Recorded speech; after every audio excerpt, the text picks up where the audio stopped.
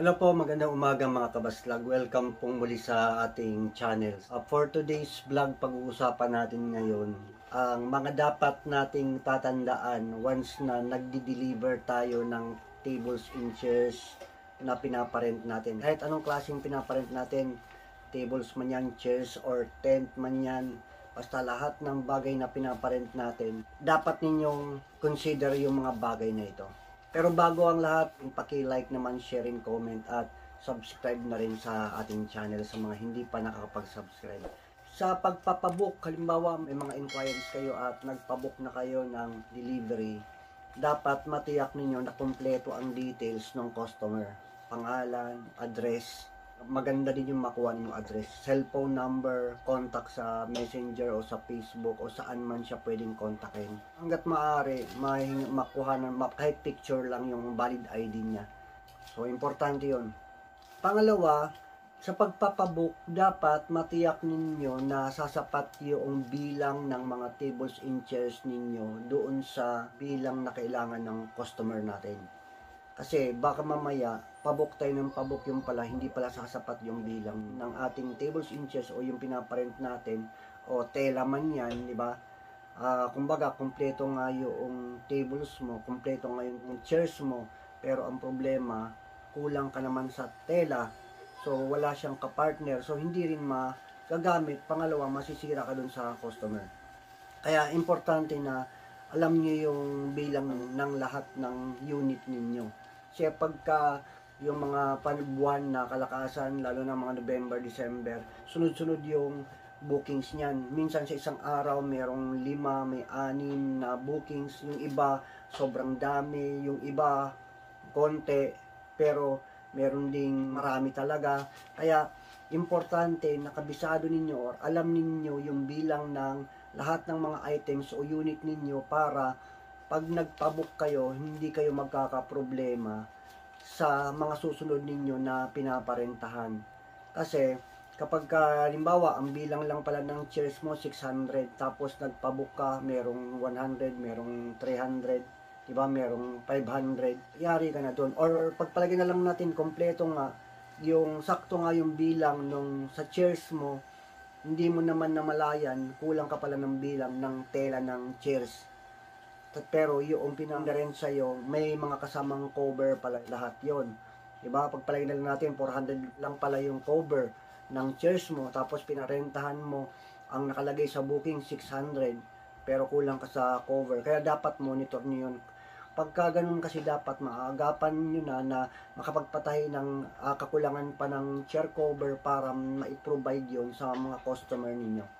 Doon pa lang sa pagkuha pala ng details, yung unang sinabi ko kanina, dapat makonsider nyo po yung araw at oras, yung petsa ng inyong deliver at saka petsa ng inyong pull out. Napaka-importante po nun sa pagpapabooking. Kasi lalo na kapag limited yung inyong mga unit tapos sobrang dami ng deliver, oo tayo ng oo, promise tayo ng promise dun sa customer natin, akala natin sasapat pala, yung pala hindi pala sasapat. Kaya importante na alam ninyo yung petsa, araw at oras ng deliver at saka yung petsa rin, araw o yung oras ng pull out. Kasi sabihin na natin na i-provide na natin yung lahat ng mga unit kasi nga kumpleto nga tayo, kaso saktuhan lang. Tapos pagdating nung susunod na araw na mayroon pang nakalista sa inyo na may nakabook pa, hindi natin nalaman kung anong araw pala o petsa yung pull out. So pag nagdikit kasi yon at na-delay tayo doon sa susunod na araw na deliver, doon tayo masisira sa customer. Pag hindi natin naibigay yung tables and chairs natin, baka tayo pa yung sisisihin at tayo pa yung mura-murahin at baka kasuhan pa tayo sa ganung bagay. Kasi schedule na nila yun kumbaga todong asa na sa atin, tapos biglang nasira doon sa pangako natin, araw na maibibigay natin yung ganong nire-rent nila na tables and chairs. Kaya dapat nagkakaroon tayo ng adjust dun. Kaya ba na ma-deliver ang tables and chairs doon sa ganong oras? Kaya kapag alam mo yung oras ng pull out doon sa iyong diniliberan, ma-estimate mo na yon kung kakayanin na i-deliver dun sa susunod na schedule ninyo. Itatanong nyo sa customer anong oras ba yon na may pull out. At yung distance ng lugar na diniliberan nyo na yon papunta doon sa kasunod na bookings. Lalo na kapag kayong schedule natin yung ay talagang dikit-dikit at halos ubusan yung ating mga gamit. Kasi talagang nangyayari yun yung ubusan.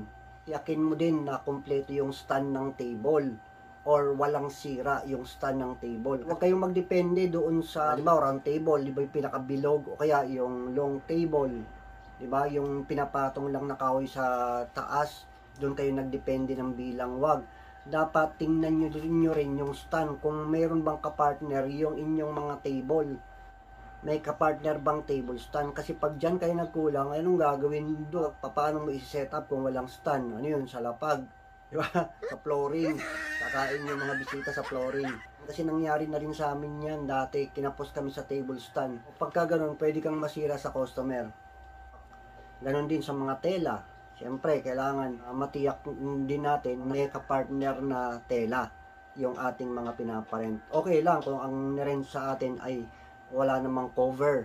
Okay yon. Pero kung sakali ang nirent sa'yo with covers, kaya talagang tiyakin mo na mayroong kapartner yung chairs at table mo.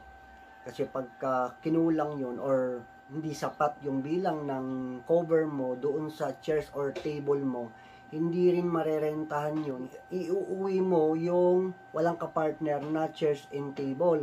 Pangalawa, hindi lang basta iuwi mo, magagalit pa yung customer sa'yo pagka ganun. Mahalaga din na gumamit tayo ng ganitong klase ng lagayan o parang trash bag. Tawag ba dito sa bag na to?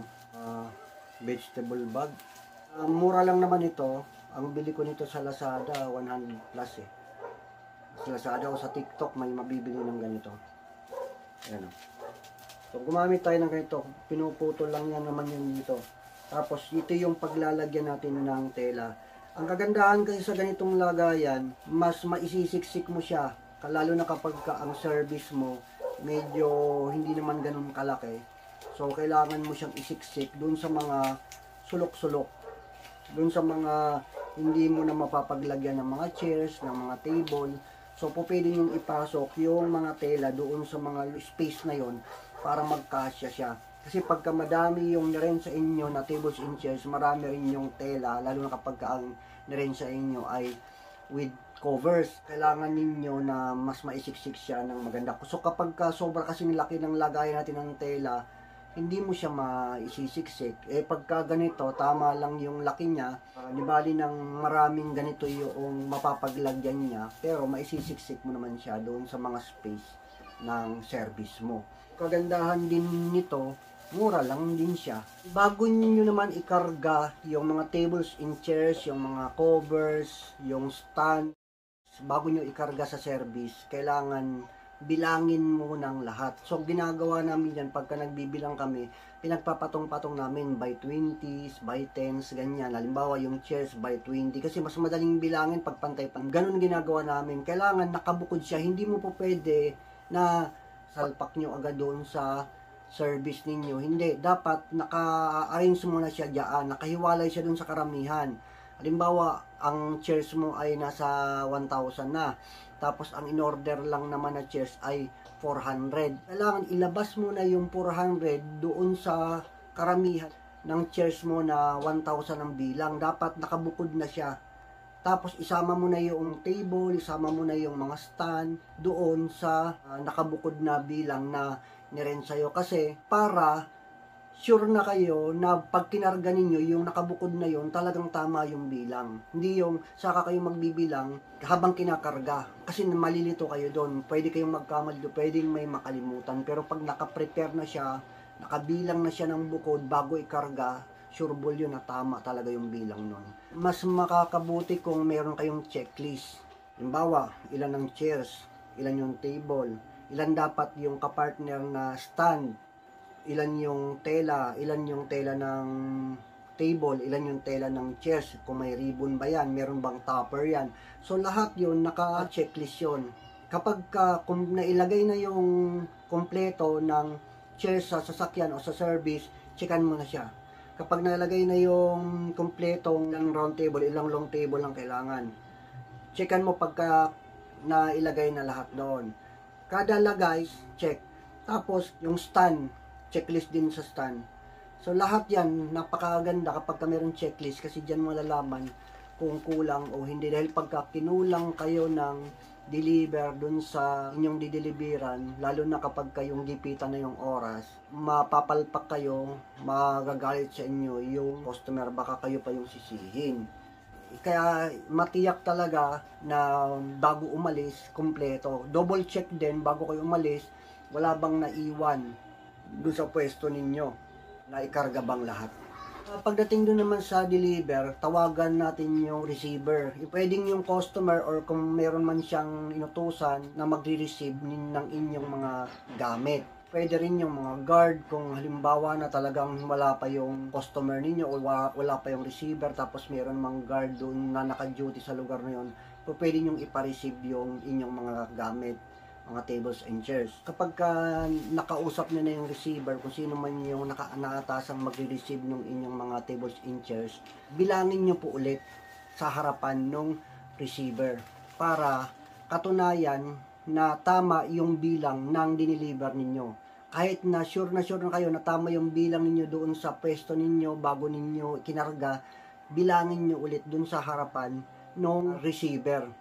Kasi para makita niya na tama talaga at kumpleto talaga yung diniliver niyo. Kasi pagka hindi kayo nagbilangan, pag nagkawalaan, minsan may misplaced na mga gamit, sasabihin ng customer na kulang talaga yung diniliver ninyo. Pero pagka nagkabilangan, walang silang maibubutas sa inyo. Kung maaari, papirmahin nyo dun sa checklist na katunayan na tama talaga yung bilang ng diniliver ninyong mga gamit.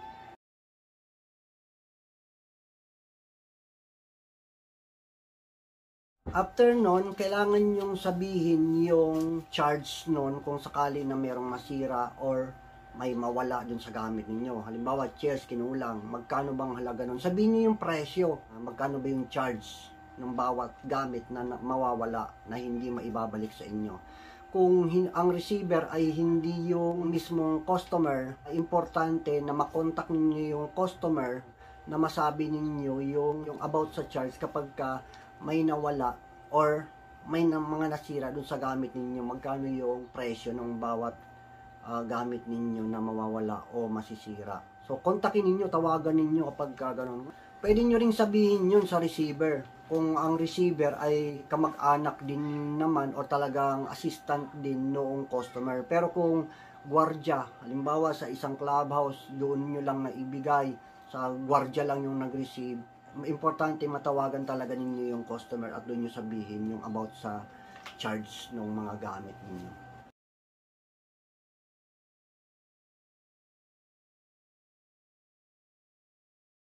Yan guys, mahaba pa tong ating pag-uusapan, pero siguro sa susunod na lang yung iba para hindi naman kayo mainip.